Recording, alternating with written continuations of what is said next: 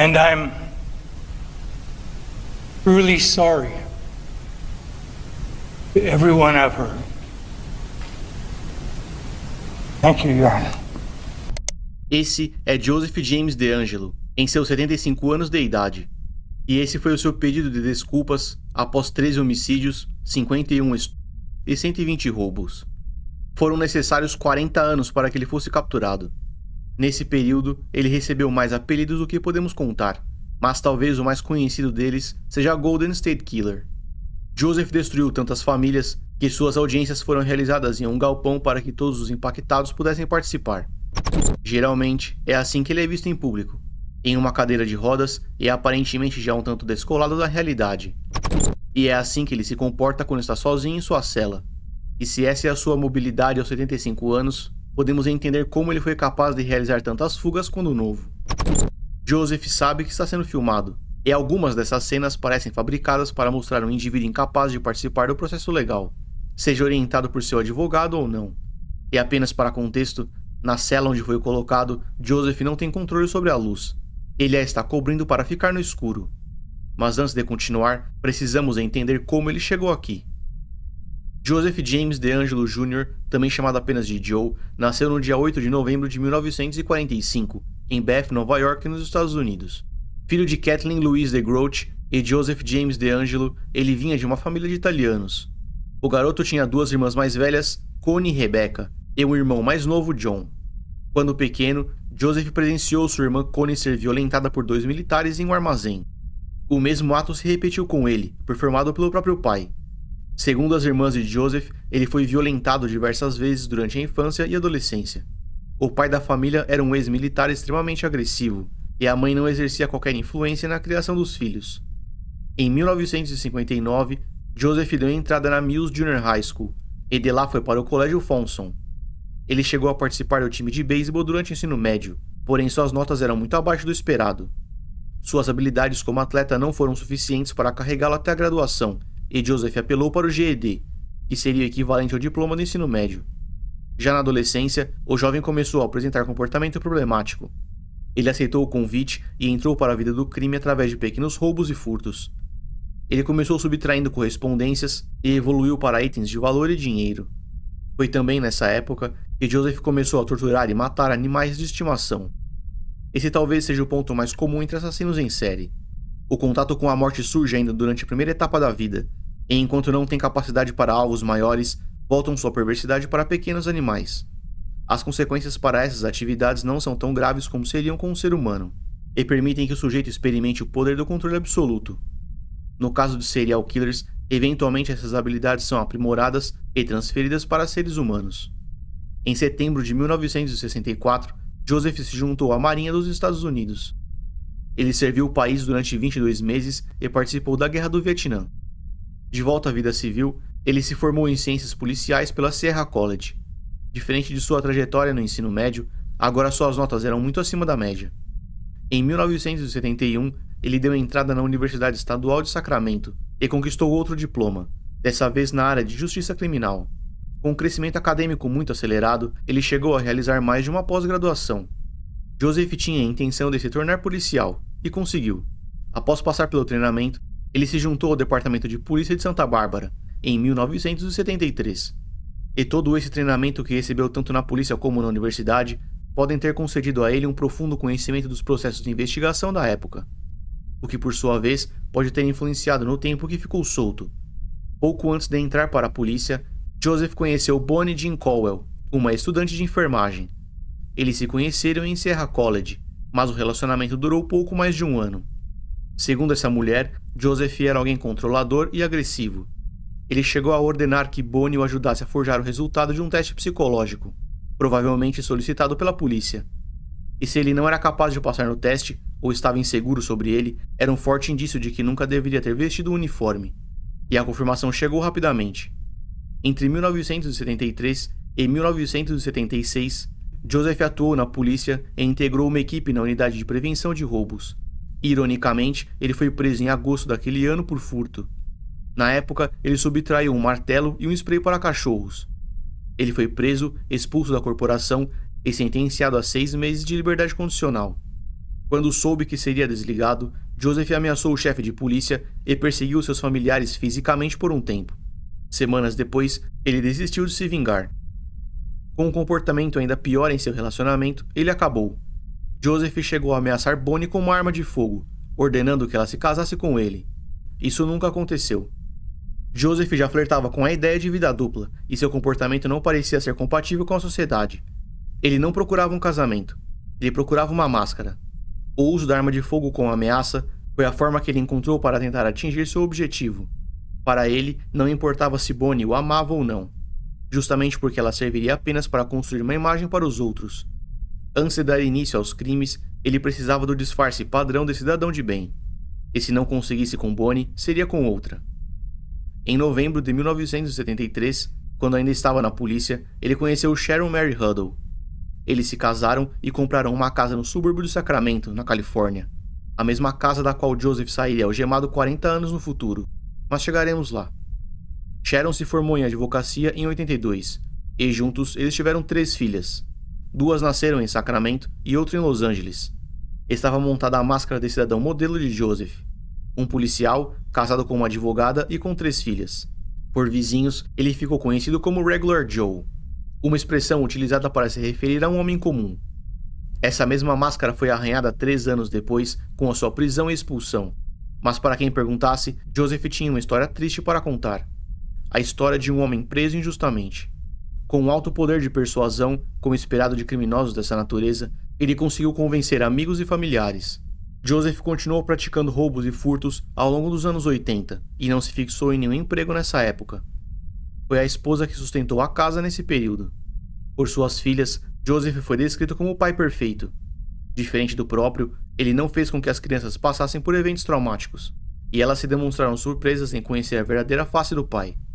De 1990 a 2017, quando se aposentou, Joseph trabalhou como mecânico em um centro de distribuição. Em 96, ele chegou a ser preso após deixar o posto de gasolina sem pagar, mas a acusação foi retirada.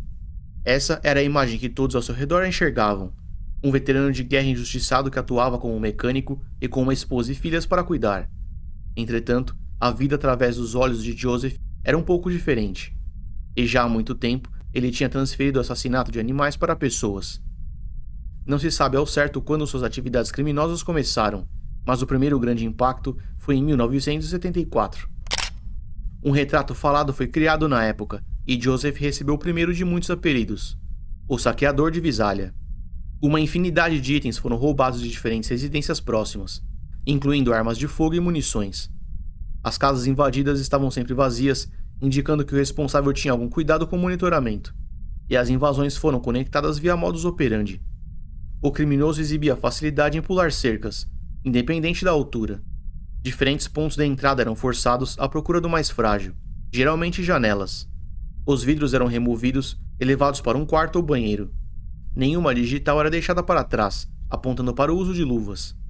Itens como garrafas e pratos eram posicionados contra a porta pelo lado de dentro.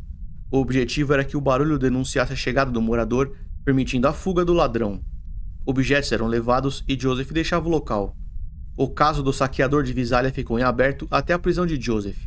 Com sua inteligência toda voltada para o mal, era questão de tempo até a chegada do primeiro homicídio. Em 11 de setembro de 1975, Joseph invadiu a residência de Claude Snelling, de 45 anos. O jornalista e professor estava dormindo quando um barulho o acordou aproximadamente às 2 horas da manhã. Ele correu para a porta e encontrou um homem mascarado em meio à escuridão. Ele estava segurando a filha desse homem pelo braço, enquanto a ameaçava com uma arma de fogo. Para salvar a filha, Claude se lançou na direção do criminoso. Joseph efetuou 2 disparos alvejando o homem. Claude foi ao chão e faleceu momentos depois. O criminoso então agrediu a filha do homem com socos e chutes, roubou a bicicleta e fugiu.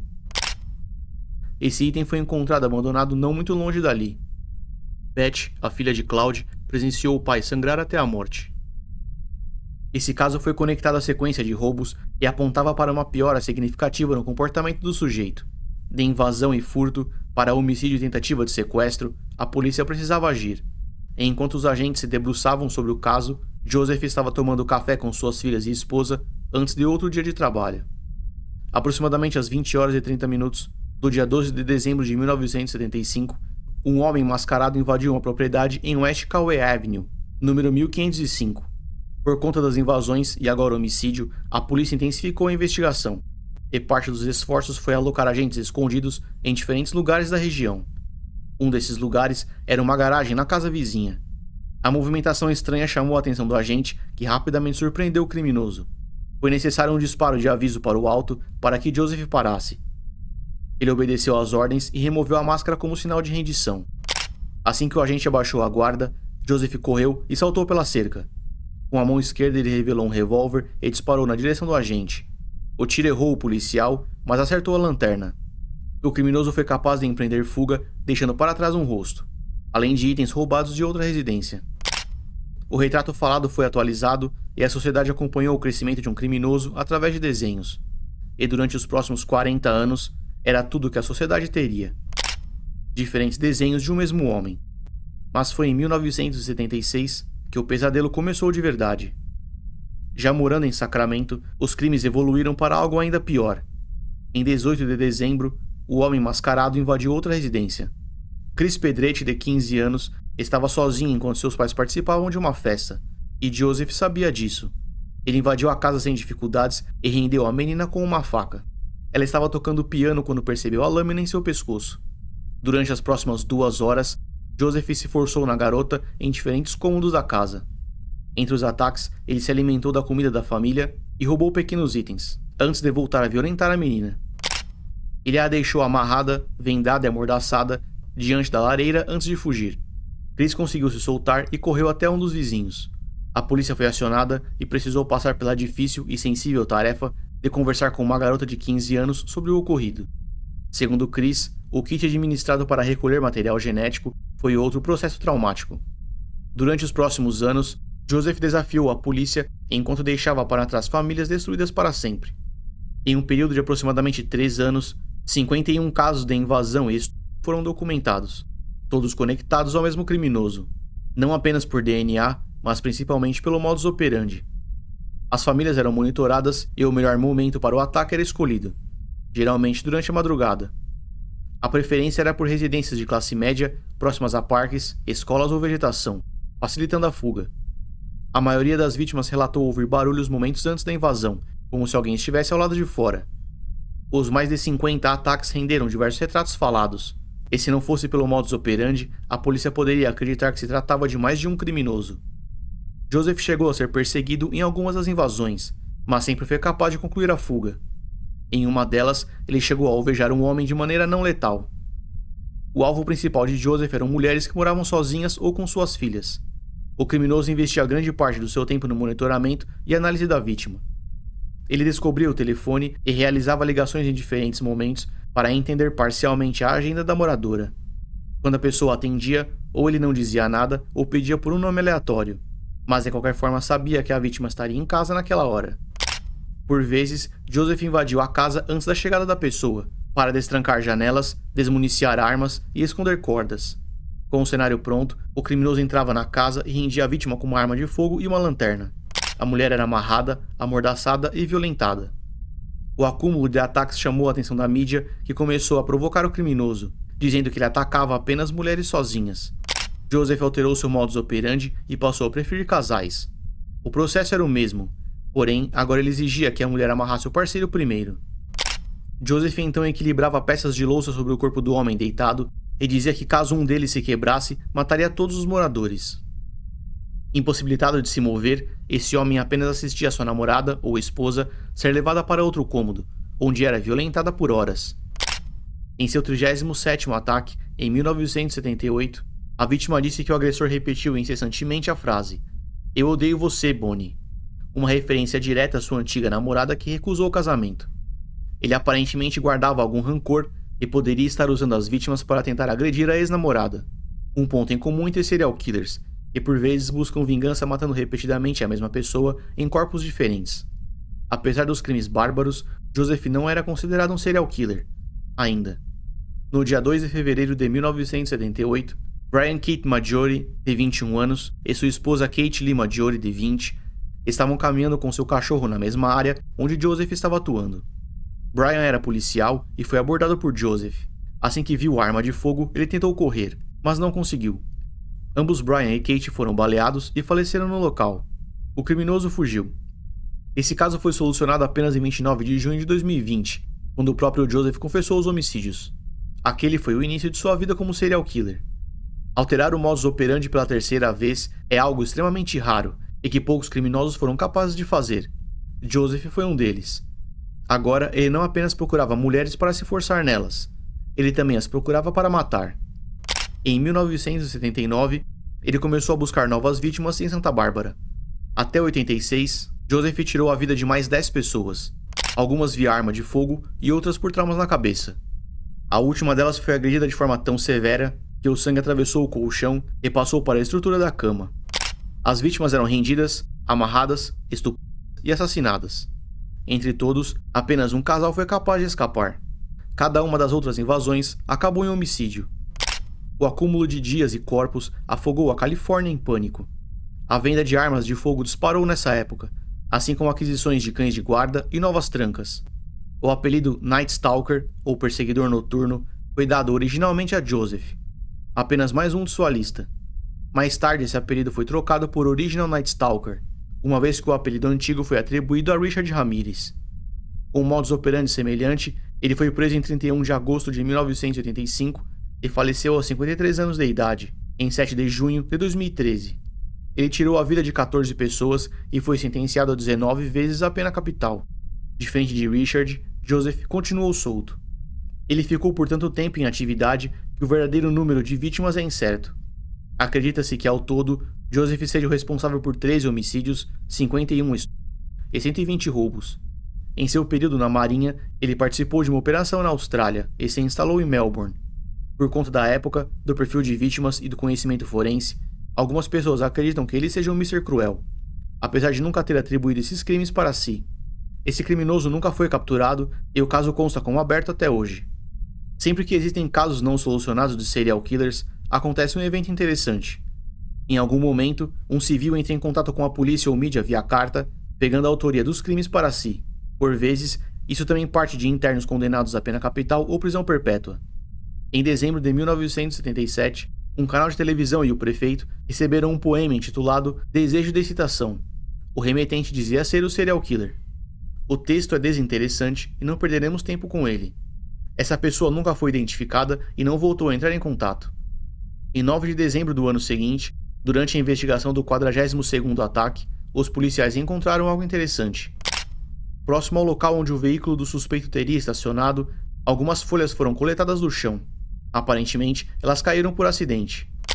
A primeira página continha um trabalho escolar sobre uma figura histórica, e talvez a segunda página tenha recebido mais atenção. Um mapa com a palavra punição. A dedução foi de que aquele seria o território onde o criminoso atacaria novamente. Entretanto, os investigadores não conseguiram encontrar um local com a mesma disposição. Eles chegaram à conclusão que o desenho se referia a uma vizinhança imaginária, com um layout perfeito para os crimes. Ao longo dos anos, em meio às suas ligações para as vítimas, Joseph chegou a conversar brevemente com algumas delas, fosse para instalar pânico antes do ataque, ou porque para ele aquilo era apenas um jogo, o que de qualquer forma colocava em risco a invasão. Isso nos mostra a confiança que Joseph tinha em seu modus operandi e habilidade de monitoramento. Talvez a ligação gravada mais conhecida tenha acontecido em 2 de janeiro de 1978, e apesar de curta, ela é um tanto perturbadora.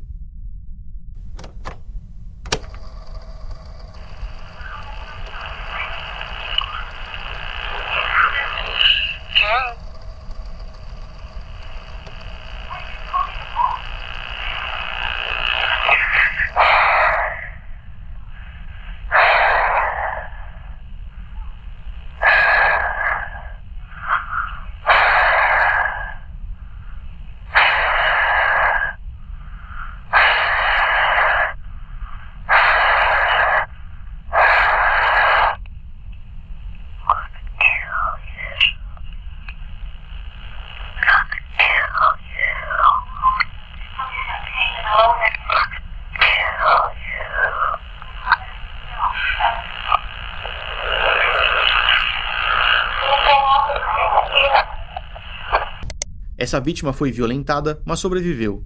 Ela pôde afirmar que a voz ao telefone era a mesma do agressor. Outras vítimas receberam ligações do criminoso meses após o ataque. O objetivo era sempre o mesmo: instalar pânico em meio a ameaças e risadas. A polícia também chegou a receber ligações estranhas e provocativas. Os agentes conseguiram rastrear algumas delas, mas em todas as vezes o criminoso empreendeu fuga. Essa é uma prática comum entre assassinos em série, em especial aqueles que permanecem soltos durante muitos anos.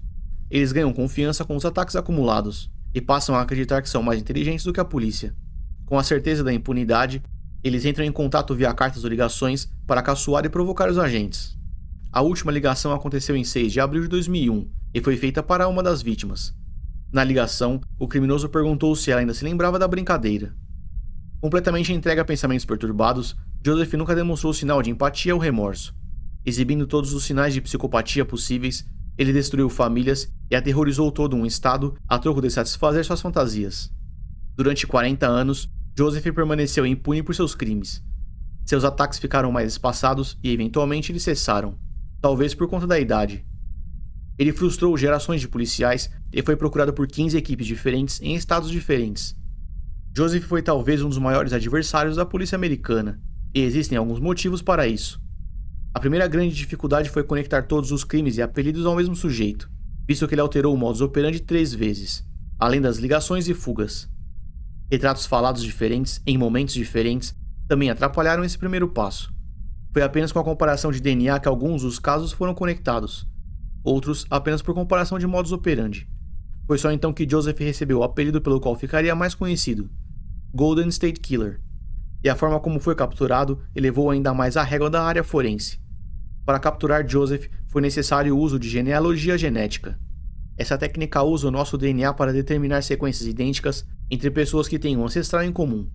A partir disso, além de aproximar as origens étnicas de um indivíduo, ela conecta pessoas com passagens iguais de DNA. Uma amostra do material genético de Joseph talvez estivesse nos arquivos da polícia, porém como funcionário. O DNA recolhido das vítimas não trazia nenhum resultado positivo no banco de dados da época. E sem material para comparação, o perito responsável resolveu comparar com o mundo inteiro, em todas as épocas. Através da ferramenta GED-Match, o DNA do suspeito coletado nas vítimas foi analisado. Para deixar em termos simples, essa ferramenta encontra pontos em comum e estabelece conexões parciais entre amostras de DNA. Dessa forma, é possível encontrar parentes e estabelecer uma árvore genealógica. Esse é um teste que pode ser feito por qualquer pessoa, inclusive em laboratórios brasileiros. Entretanto, para a área forense, essa foi uma inovação na época. O primeiro parente apontado para Joseph vinha do lado paterno em 1800. A partir daí, 25 árvores genealógicas diferentes foram montadas. A árvore na qual Joseph se encontrava tinha aproximadamente 1000 pessoas. Ao longo dos próximos meses, outras pistas como idade, gênero e local de residência foram adicionadas ao filtro. As pessoas em todas as 25 árvores foram analisadas e excluídas uma a uma. Esse foi o trabalho necessário para encontrar um único sujeito, que estava disposto a morrer como um homem livre. Hoje sabemos que isso não aconteceu. O nome de Joseph apareceu em dezembro de 2017 e foi adicionado à lista de pessoas de interesse. Os responsáveis pela operação foram o detetive Paul Rose e o advogado do FBI Steve Kramer. Eles chegaram a 10 pessoas que tinham o mesmo tataravô do serial killer. O funil desceu para 2 pessoas e uma delas foi alcançada pela polícia. O teste de DNA deu incompatível. A outra pessoa era Joseph. A essa altura, a polícia já tinha mais informações sobre o criminoso do que ele imaginava. Essa quebra na balança deixou os agentes na vantagem pela primeira vez. O serial killer tinha uma grande habilidade em fuga e leitura de ambiente. Assustá-lo poderia significar mais décadas de liberdade. A polícia tinha uma única chance. Descaracterizados, diversos agentes começaram a seguir Joseph. Em uma das vezes, eles coletaram DNA da maçaneta da porta do carro. Uma amostra suficiente para comparação. Outra amostra foi retirada de um tecido encontrado no lixo de sua casa. Ambas voltaram como positivas. O DNA era o mesmo encontrado em todas as vítimas. A polícia tinha finalmente localizado o Golden State Killer. No dia 24 de abril de 2018, uma gigantesca operação foi montada. Helicópteros, carros, viaturas, cães e dezenas de agentes cercaram uma residência no subúrbio de Sacramento. O serial killer foi localizado no quintal de sua casa e recebeu voz de prisão. Percebendo que sua idade não seria capaz de pular muitas cercas, ele não ofereceu resistência. Depois de 40 anos, Joseph James DeAngelo foi finalmente preso. O uso de genealogia genética para este caso foi brilhante e deixou ainda mais ferramentas ao alcance da perícia. Uma medida desesperada que se provou útil neste caso. Em seu interrogatório, Joseph confessou os crimes. Entretanto, atribuiu a culpa a Jerry. Segundo ele mesmo, essa seria sua outra personalidade. Ele dizia que era Jerry quem o obrigava a matar, e que quando conseguia afastar ele, vivia uma vida feliz. Seu último ataque aconteceu em 1986, mais de 30 anos antes de sua prisão. Durante essa conversa, ele disse: "Eu fiz todas essas coisas. Eu destruí todas essas vidas. E agora preciso pagar o preço." Para os estupros e roubos, o prazo já havia expirado e as acusações já não eram mais possíveis. Sendo assim, Joseph foi acusado apenas pelos homicídios. Foram 13 acusações de homicídio e outras 13 por sequestro. O caso era tão extenso que 6 promotores se juntaram para trabalhar nele. Uma estimativa de 10 anos de processo, custando cerca de 20 milhões de dólares pagos via impostos. Independente disso, os promotores afirmaram que buscariam a pena de morte. Para encurtar o processo, a defesa de Joseph propôs um acordo. Ele faria a declaração de culpado em troca da evasão da pena capital. O Estado aceitou e em 21 de agosto de 2020, Joseph James DeAngelo Jr. declarou-se culpado por 13 homicídios e 13 sequestros. Ele foi sentenciado a 13 prisões perpétuas consecutivas, sem a possibilidade de liberdade condicional, com um adicional de 8 anos em regime fechado. Após a descoberta, sua esposa pediu divórcio. O que nos traz de volta ao começo do vídeo. Joseph pediu desculpas aos familiares das vítimas e se demonstra muito ativo em sua cela, enquanto aparenta estar incapacitado diante do público. As vozes do personagem Jerry não aparecem em nenhum outro momento de sua história, apenas no interrogatório. Nem sua esposa, nem suas filhas sabiam sobre isso. Talvez porque seja mentira. O Golden State Killer sabia exatamente o que estava fazendo, em cada um dos ataques. Ele tinha pleno controle de suas faculdades mentais e planejou friamente cada um de seus passos. As ligações são provas disso. Seu conhecimento forense o manteve longe da prisão por 40 anos, até que a tecnologia o alcançou. Por conta da visibilidade que o caso recebeu, ele recebe muitas ameaças na prisão. Desde então, ele permanece em isolamento e sob proteção especial da unidade. Hoje, aos 79 anos de idade, Joseph James DeAngelo encontra-se encarcerado, isolado e sob forte vigilância em Corcoran, uma prisão estadual da Califórnia, onde deve permanecer pelo resto de sua vida.